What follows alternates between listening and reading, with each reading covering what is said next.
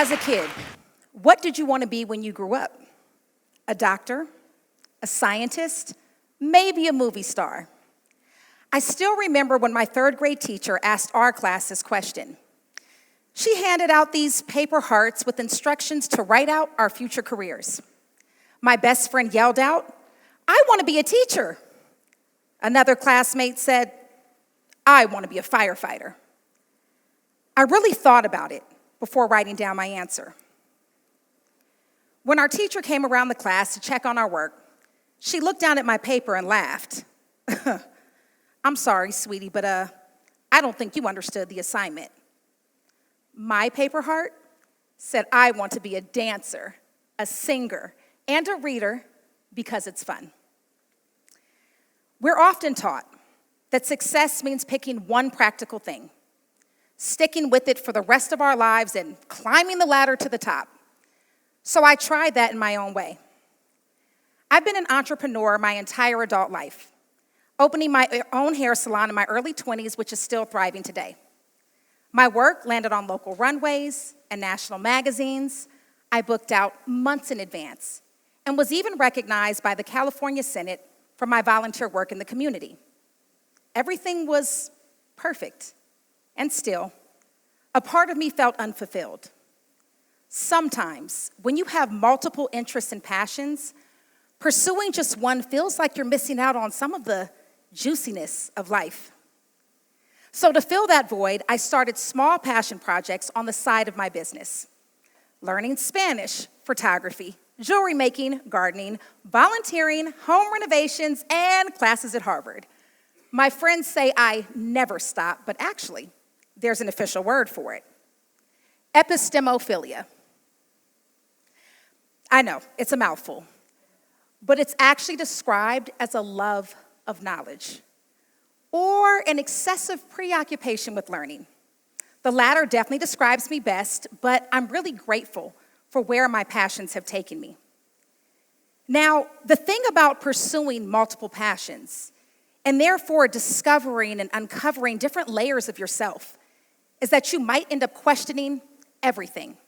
For example, have you ever stopped, thought about your career, and asked yourself, is this really what I want to do with the rest of my life? I did.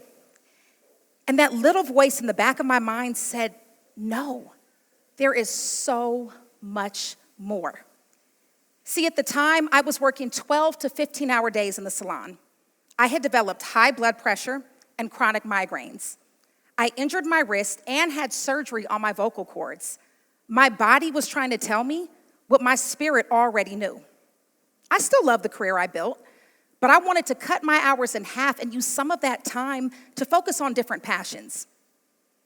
So I started helping heart-centered leaders increase their visibility and impact in the world. It was really hard, but so worth it. Not only did I feel more fulfilled, but my health improved because I was no longer overworking. So there was this one day.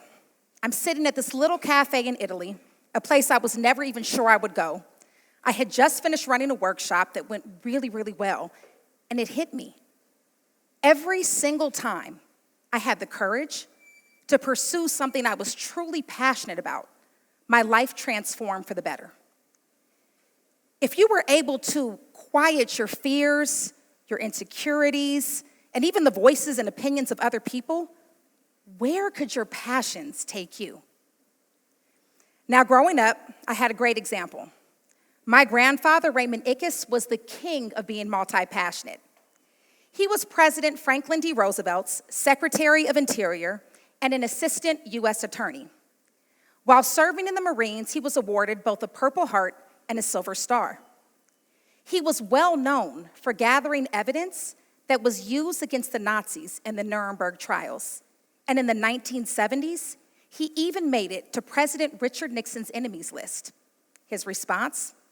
Well, that's the greatest honor I've received in a very long time. Yeah, that was my grandpa. But what I found fascinating was the fluidity in his interests.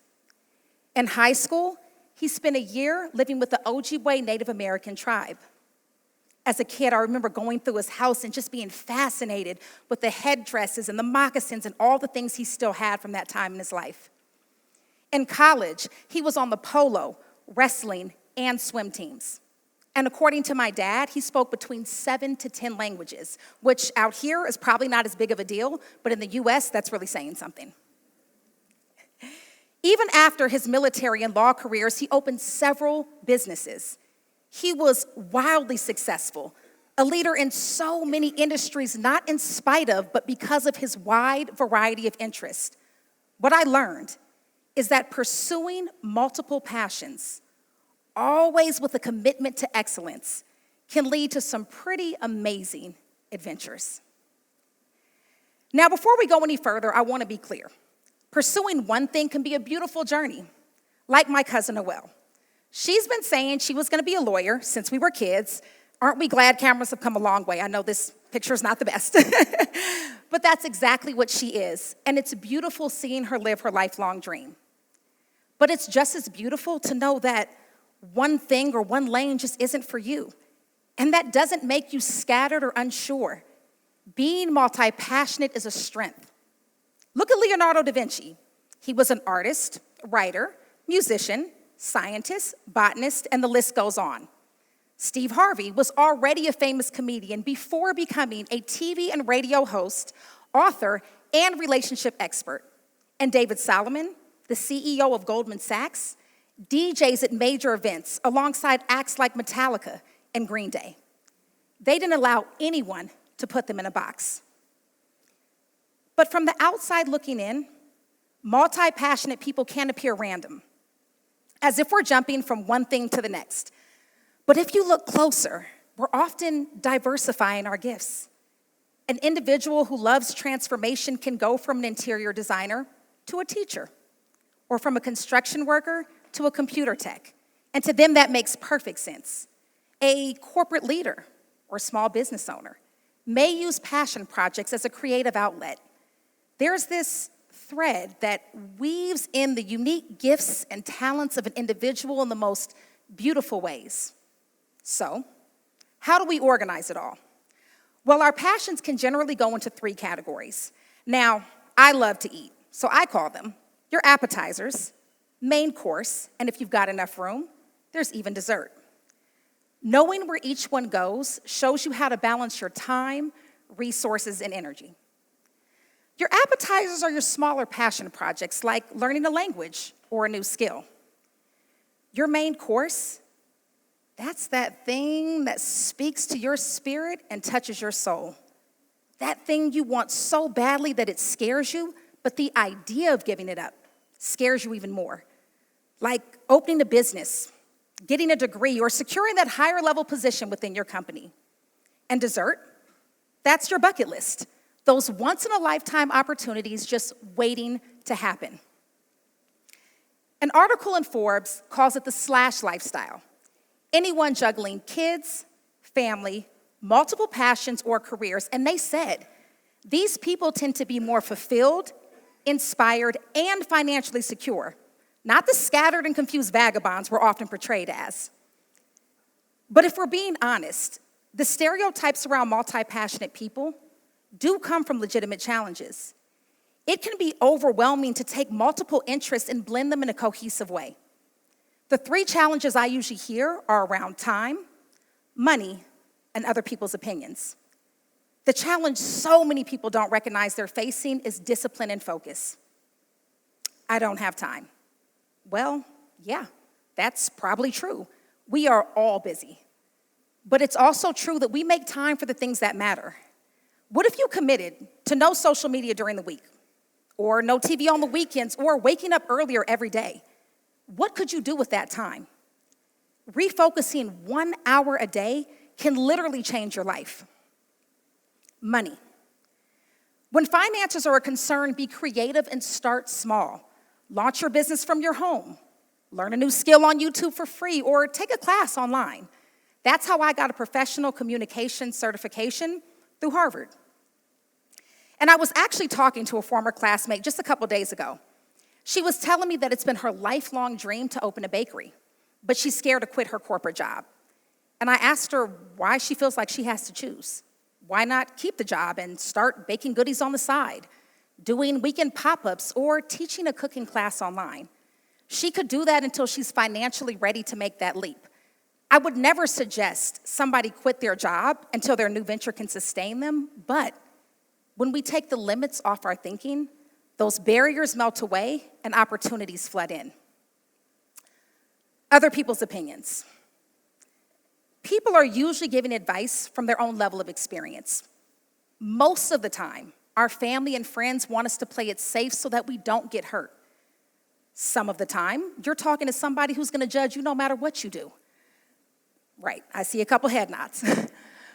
But all of the time, this is your life. You have to honor yourself and what sets your soul on fire. Discipline and focus. Elevation is hard, and it requires sacrifice. So I really learned to fall in love with the process by dreaming big, but tracking and celebrating those small wins along the way. Every time you complete a goal or check an item off your to-do list, your brain releases dopamine, and that gives you that natural boost and helps you along your journey. Now, speaking of journeys, let's make ours a little bit simpler and a lot more enjoyable by accepting two truths. The first, we are multi-passionate people living multi-dimensional lives. The second, we are on a never-ending journey of growth and evolution. Accepting that, being proud of that, gives so much freedom and peace. So, as I'm looking at my son right here smiling at me, it makes me think, a few years back, yeah, I know, he's so cute. A few years back, it was myself, my son, and my daughter, and we were having this really intense conversation about dessert. Now, not the dessert that you eat, but the bucket list. So we spent a little bit of time when we all wrote out everything that came to mind. Then, a couple months later, I checked the first item off of my list. Skydiving. Yeah, I'm never gonna do it again. As you can see by the look on my face, it was a struggle, but I was proud of myself. It was fun having a new experience. Then we checked something off of my son's list, a parents versus kids soccer game, which I scored a goal in, by the way. And then my daughter's list, dancing in the rain. Ever since then, we've had so much fun just enjoying new experiences. So I want to challenge you all today. When you get home, take a pen, piece of paper, and spend 5 minutes and write out everything that comes to mind for your bucket list. Extra points if you share that list with somebody you know. Now in the beginning, remember that school project I mentioned? My dad still has that third grade project proudly displayed on his wall. Dancing, singing, and reading because it's fun. Now give me some grace, I misspelled it, I was like 8. I'll have you know, I dance anytime I hear music, despite embarrassing my kids. I sing loudly in the shower, even though I can't hold a tune to save my life. And I obsessively read books, which I proudly hoard. So, sorry, Teach, looks like I did understand the assignment. I'll leave you with this thought.